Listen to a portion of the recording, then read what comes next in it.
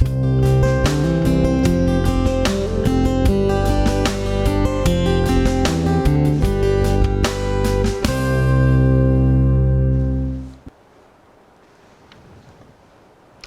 and welcome to Good Deeds, your Norfolk County Registry of Deeds. I'm Mark Crosby of Quincy Access Television. Thank you for joining us. Good Deeds is a program that really does that, just examines your Norfolk County Registry of Deeds. And to get into the weeds, I suppose, we will be dealing with a lot of statistics today, and that is not my forte, but it is my guest's forte, and my guest would be Register O'Donnell from the Norfolk County Registry of Deeds. So welcome back.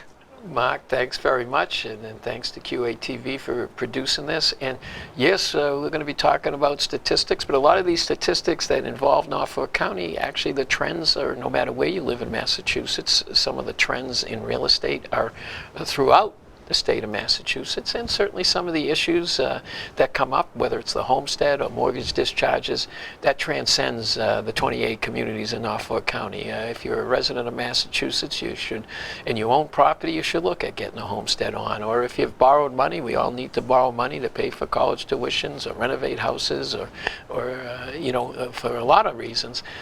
When you pay off those mortgages or you refinance, you should have mortgage discharges. So again, it's great to be back here. Again, trying to make, there are 21 registries around Massachusetts, but it's a sleepy arm of government, but try to make it relevant to what happens to everyone out there owns property. A lot of people who own property, that's what the Registry of Deeds around Massachusetts deal with, and especially here in Norfolk County, we like to try to, just give some information to people so they can be informed. And we should mention that access centers throughout the county do play this program, so it is relevant. Clearly, they think so as well. Yes, and again, we appreciate the outreach that goes in and the work that goes in by you and the staff here, and also the other centers that provide information. I think they do a great service, and community television is really a godsend to help people be informed. Now, statistically, people might say, oh, why? But there's trends, and we should all be aware of trends. And we all live in an economy, and economy has effects on people, and sometimes positively and sometimes negatively. And when you look at it, what we did is we looked at the statistics from 3 months, January, February, and March of last year to this year, and there's still a continued decrease in overall real estate activity. And we see it by document volume. It's down, the total documents recorded, that is down 34%. And what are total documents that get recorded? Everything from deeds to mortgages to Board of Appeal decisions, mortgage discharges that release your lien. And in 2022, there were 34,315 documents recorded in that first quarter. In 2023, it's 22,704. So that's a 34% decrease. And what we try to do in talking about statistics is make it relevant. Most people have to borrow money. And one of the big components of documents is mortgages, mortgage volume. Mortgages are documents when you borrow money. They record a mortgage to show that you owe the money. And mortgages are down 52% in Norfolk County. 6,664 were recorded in the first quarter of 2022. And in the first quarter of 2023, it's 3,190. So to me, you might say, well, why do you think it's gone down? Well, first of all, we have significantly higher interest rates. In April, the national average for a 30-year loan was 6.39%. Now, some people might be out there who have 2.5 or 3. So that's a big jump. And when you have higher interest rates, it certainly hinders refinancing. People are going to think twice about refinancing with the higher rates. And I also think because the rates were lower in 2019, 2020, 2021, people took advantage of those lower rates, and you're less inclined to refinance at such a higher rate. But the thing about those higher rates, they also drive up the cost of purchasing a home. And that's not just for first-time home buyers. It affects all home buyers. So suddenly you're trying to buy a piece of property and you're paying almost 7% versus someone a few years ago that might have been paying 3%. And these higher costs have effects. I think it's affecting deeds. It's affecting sale prices. Another big component, I just mentioned deeds. Deeds are a document that gets recorded at the Norfolk Registry of Deeds or around the state, all the registries. It is evidence of the sale. It's the seller and the buyer. A deed has to get recorded. And in Norfolk County, there was 3,949 deeds recorded in the first quarter of 2022, and in the first quarter of 2023, it's 3,252. That's down 18%. And it's down 18%. I've talked to brokers. Certainly inventory is down. Inventory is how many properties are out there. And it was reported in the Boston Globe that across Massachusetts, inventories of single homes and condos were both down more than 16% in March of 2023 compared to March of 2022. So if inventory isn't out there, first of all, there's not going to be a lot of sales. But if inventory is out there, that's why they're seeing prices nationally go down. And I'll give you an example. This economist, Elliot Eisenberg, who reports the national median existing home price fell 0.9% in March of 2023 to $375,700 from $379,300. Prices have now fallen year over year for 2 straight months, the first time in 11 years. And it also says, as for sales, they've declined 13 of the last 14 months, but that's nationally. Look at those prices. Average sale, $375,000. That's nowhere near what we have here in Norfolk County or in Massachusetts. And the reason why is I think we still have a desirable place to live, and prices aren't going down to those numbers here in Massachusetts, and certainly not Norfolk County. Although we do see that in some communities individually prices are climbing, like in Norfolk County, Wellesley and Needham. But other communities like Canton and Westwood, prices are kind of down. So it's really a function of how many houses are available and just just competition. But to give you a sense, and again, we do average sale price, we do commercial and residential, so I always point that out. But in the first year, last year's first quarter, 2022, average sale price was almost 1.3 million. And in the first quarter of 2023, it's 892,000, almost 893,000. That's down over 350,000, or 29%. So what I'm saying is, maybe overall, even in Norfolk County, prices may be down, but I think you have to really break it out by towns, because I see prices leveling off in Norfolk County a little bit, but they're still going up in some places and maybe going down as a percentage in others, but certainly not the numbers that we read from that economist. So the prices are still vibrant. We have a housing shortage here, and I think people still want to live here. So that's why prices haven't gone down. And we should mention that there seems to be a lot of building going on, but clearly it's not enough. And that's, the state legislature's looking at it, Governor Healy's looking at it. They're trying to address, the housing shortages in the greater Boston real estate market. And, housing shortages, even with high interest rates and things like that, if there's still some semblance of demand, the prices aren't going to go down as much. But clearly, we see it at the county. We collect deeds excise, we collect Community Preservation Act money. We collect all kinds of money, most of which gets sent to the state. But you can see the deeds excise is not as vibrant as it was, and it's because there's not as many sales, and prices in some communities have come down. I also think we have to be cognizant in looking at the numbers.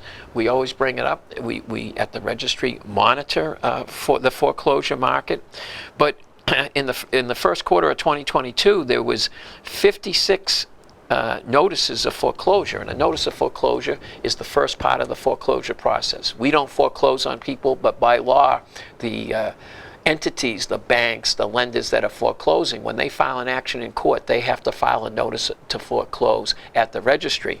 Well, 56 seems pretty high, but in the first quarter of 2023, again, January, February, and March, it is 103.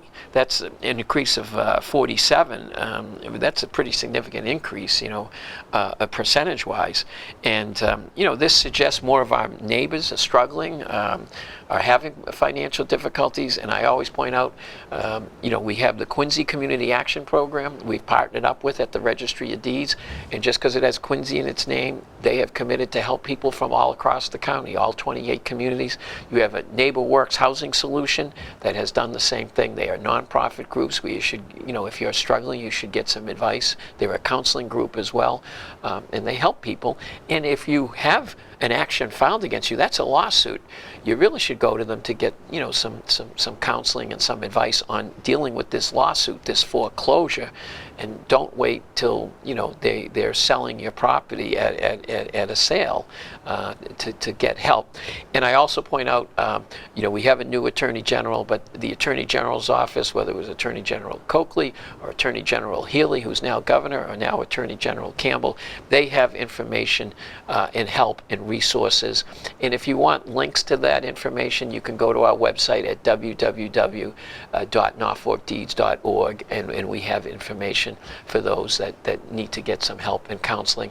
And you may want to reach out to those groups because they have financial literacy help, so that even if you're not, have a foreclosure against you, it might be good to, have a pulse check to see how can I do better with my finances and kind of credit card debt and things like that.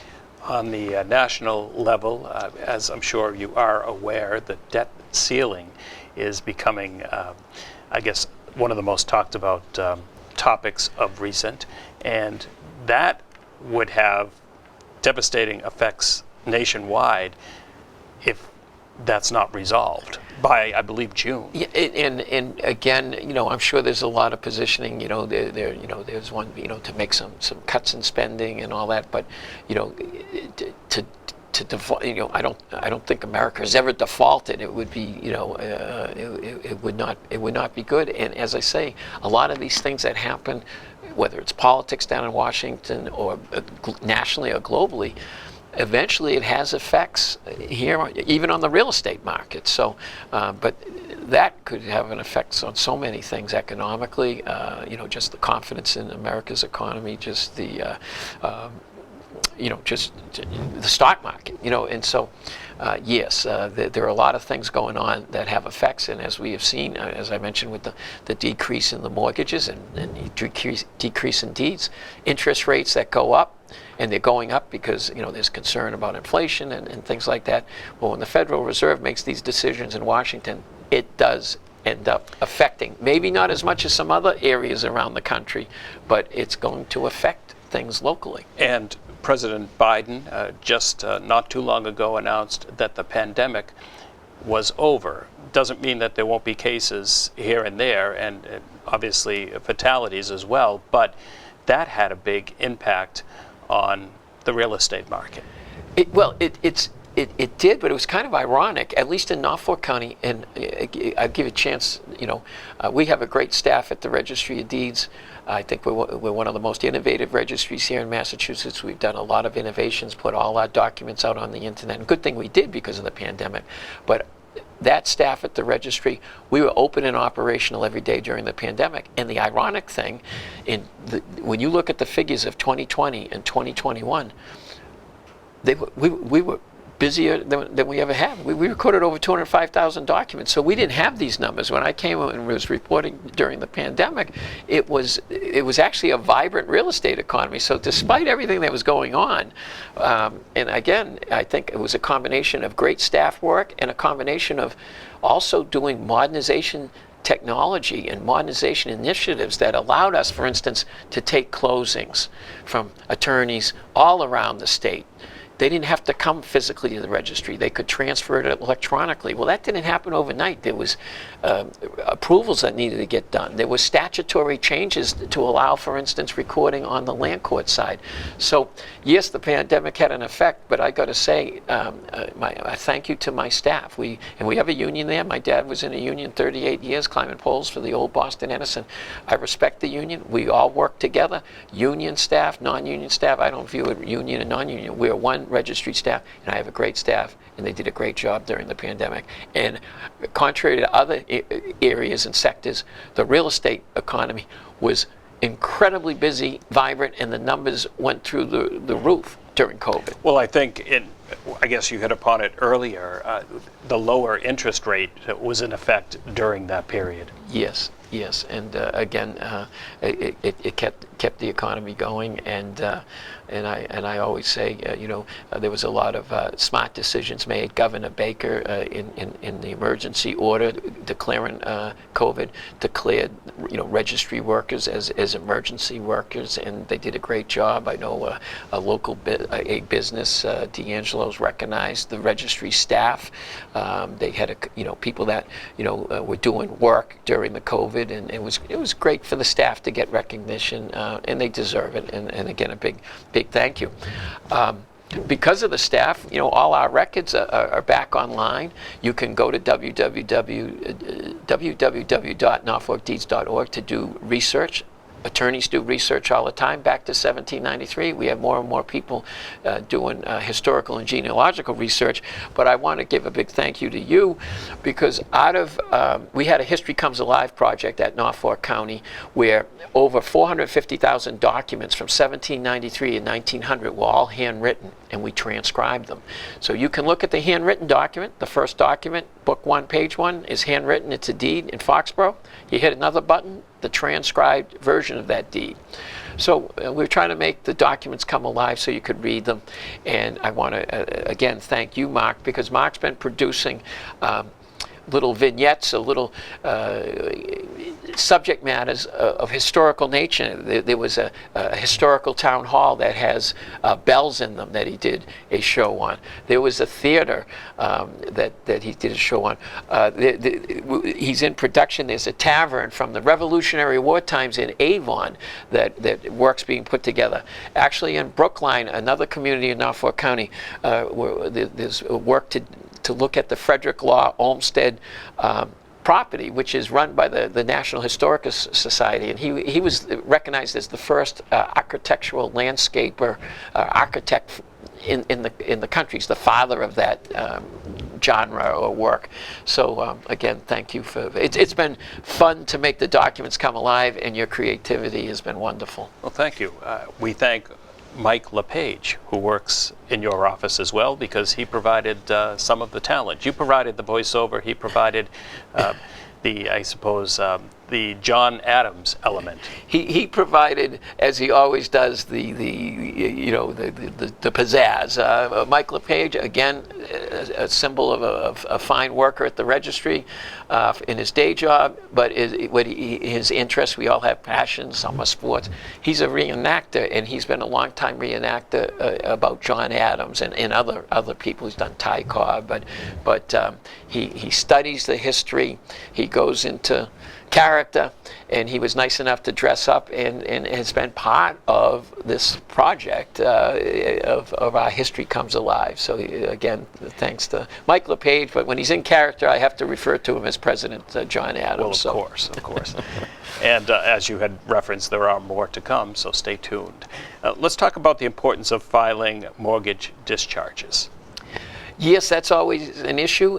Again, you can go to our website, www.norfolkdeeds.org, to learn a little bit about mortgage discharges, or to check on what we're talking about.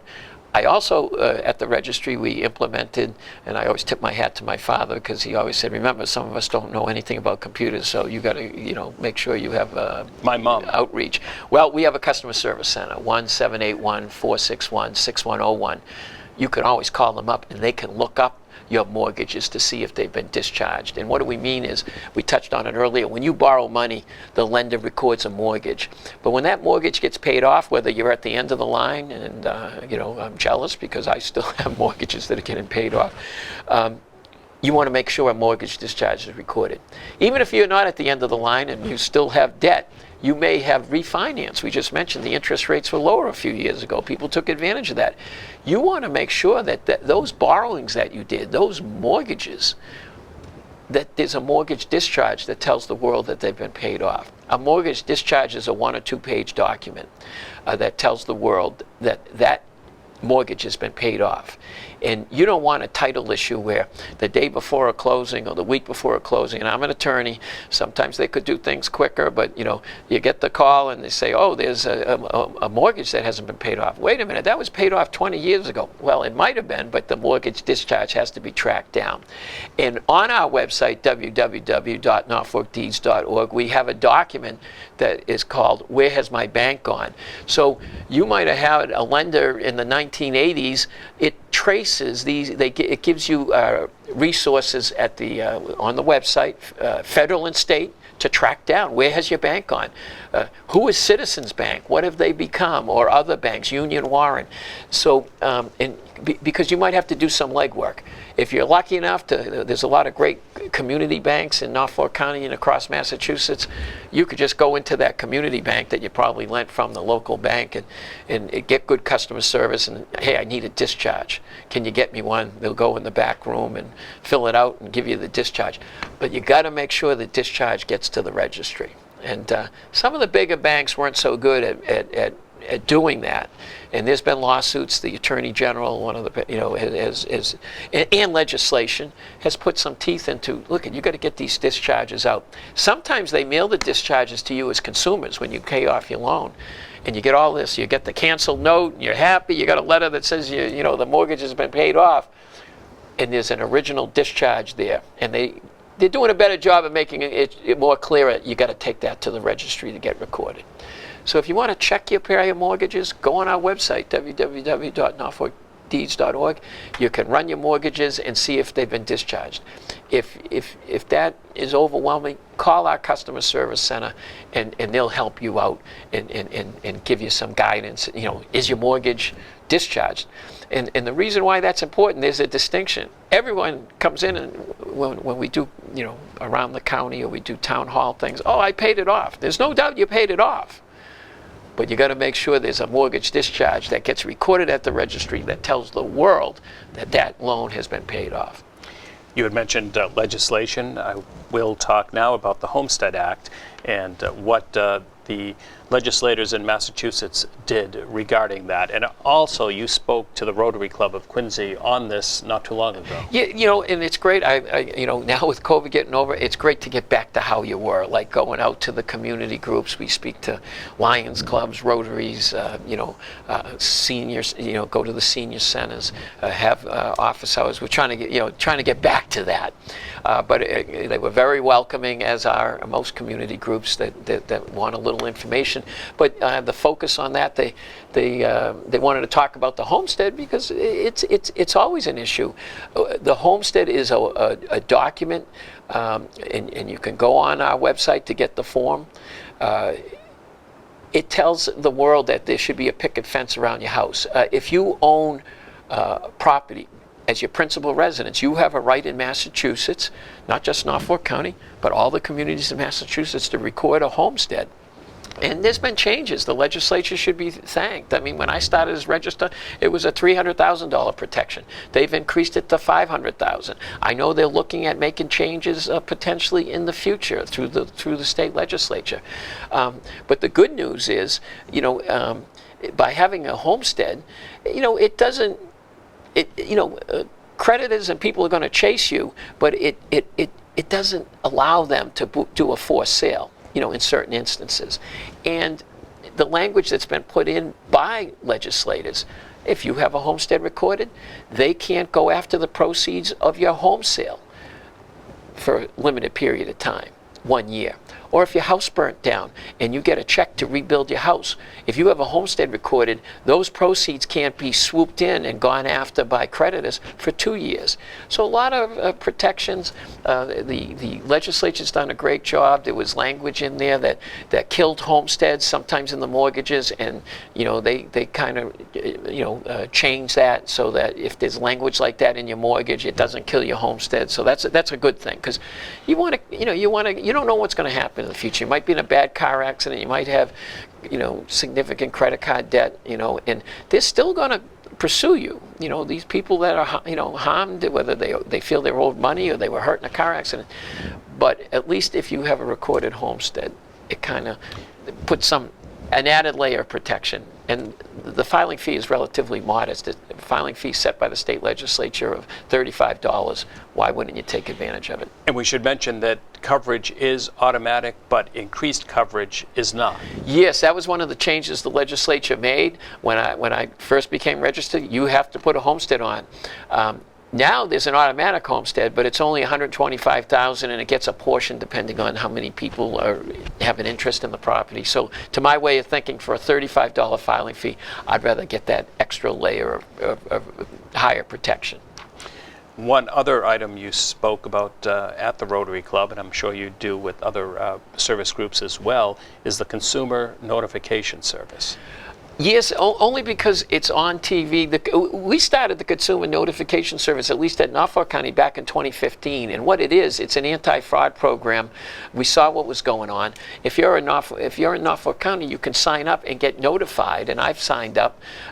Any William O'Donnell, if some document from William O'Donnell comes and gets recorded, I get an email and I check on it.